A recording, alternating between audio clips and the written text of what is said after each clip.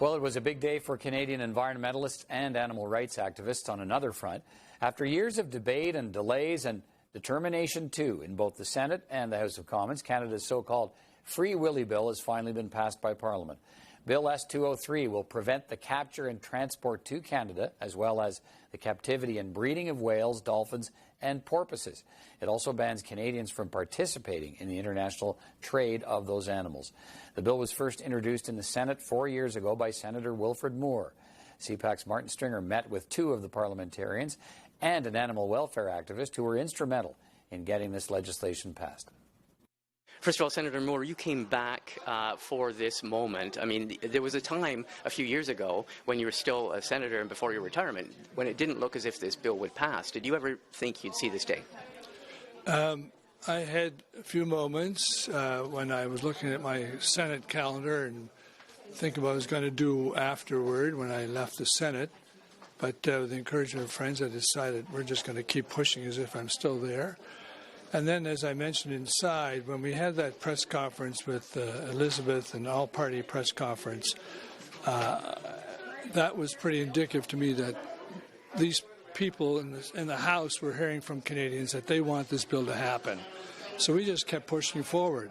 With the help of the parliamentarians, the NGOs, the not-for-profits, the Canadians at large. I mean, you know, there was a job to do. We just, decided we're going to do it. Okay. Elizabeth May, one of the big things was getting it out of the Senate. We spoke to you when you took over the bill in the House of Commons. What do you think was, I mean, it almost didn't come to fruition in the last week because there wasn't a slot to speak to this and vote on this bill. Yeah. But the NDP made quite a gracious move. Yeah. No, and I also want to thank that, as Willie Moore is saying, when he had to retire from the Senate, we were so fortunate that Senator Murray Sinclair picked up on it. So he put a lot of effort into it, and then I took it over in the House, where our obstacles were really initially getting the Fisheries Committee to take it on in hearings as quickly as possible. There's a lot of competing legislation. Fisheries Committee did that, so Chair of the Fisheries Committee, Ken MacDonald, helped us out. Individual members of the Fisheries Committee, we nearly lost everything with some amendments that weren't necessary. And then it was a question of timing, down to the wire. Can we get this bill through? We had hoped it would pass on a voice vote after the first hour of third reading debate, but then voices in the House delayed us, so then we had to get that second critical hour for third reading debate. We got it today, and it was thanks to you. You're looking around and you're shopping, right? You say, would you stand aside for us? And every member with a private member's bill obviously cares about getting their bill to be heard. Now, in the case of Nathan Cullen's bill, it couldn't possibly have passed in this session, but he'd actually done a contest in his riding.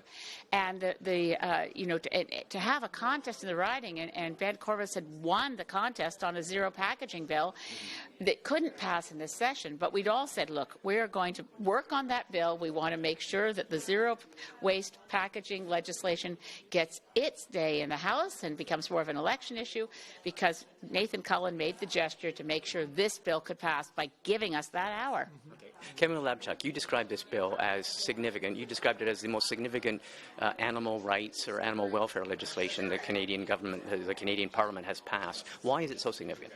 This bill is significant because it has been since 1892 when the government first introduced animal cruelty legislation, and nothing has changed in that time. So this is the first serious piece of animal protection legislation that Canada's federal parliament has ever voted on, and it's about whales and dolphins today.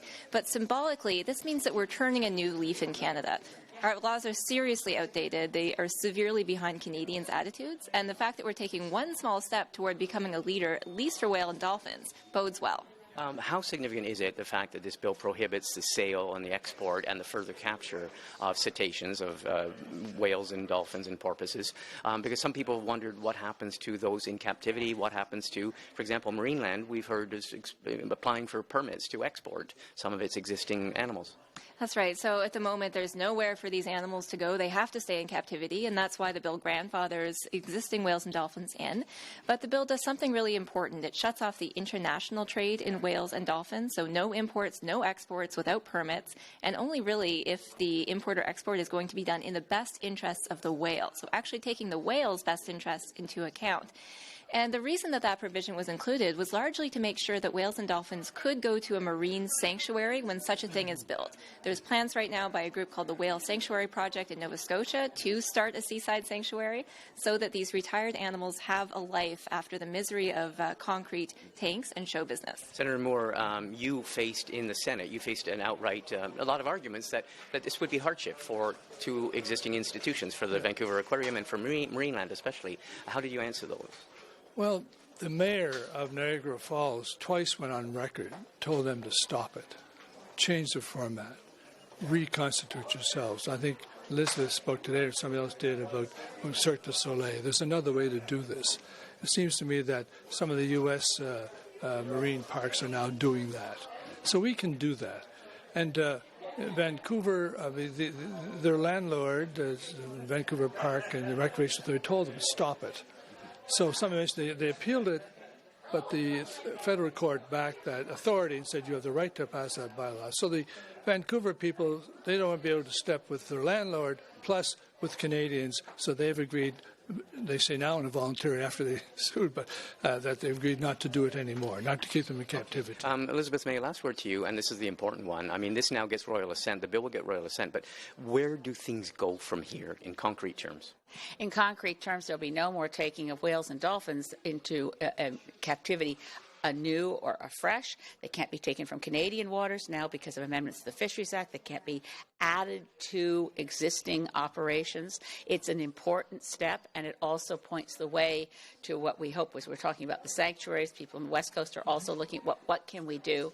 But the larger question, of course, is we need to take care of our oceans. We need to protect the natural habitat for whales, particularly the ones we have critically endangered species in our wilds. But we will not be exercising really a cruel practice. We won't be supporting cruelty to whales in Canada anymore. And I think that's a step in the right direction. And as CAMILLE LABCHUK says, it's time to update our animal cruelty legislation. It's been mired in the past. It needs to be modernized. It needs to take care of animals in a way that, if you look at the larger questions of cruelty towards animals, any police chief I've mentioned will say that they know that they find someone who's torturing an animal, they will move on to people. Let's be clear about this. We need to update our laws. Okay, well, something tells me that the wider issue of the cruelty to animals legislation is going to be another discussion for another day. I want to thank all three of you for speaking with us. Thank you very much. Thank you. Thank you. Thank to everyone who wrote a letter. Yes. Remember, your voices count. This victory is for Sure you. Do.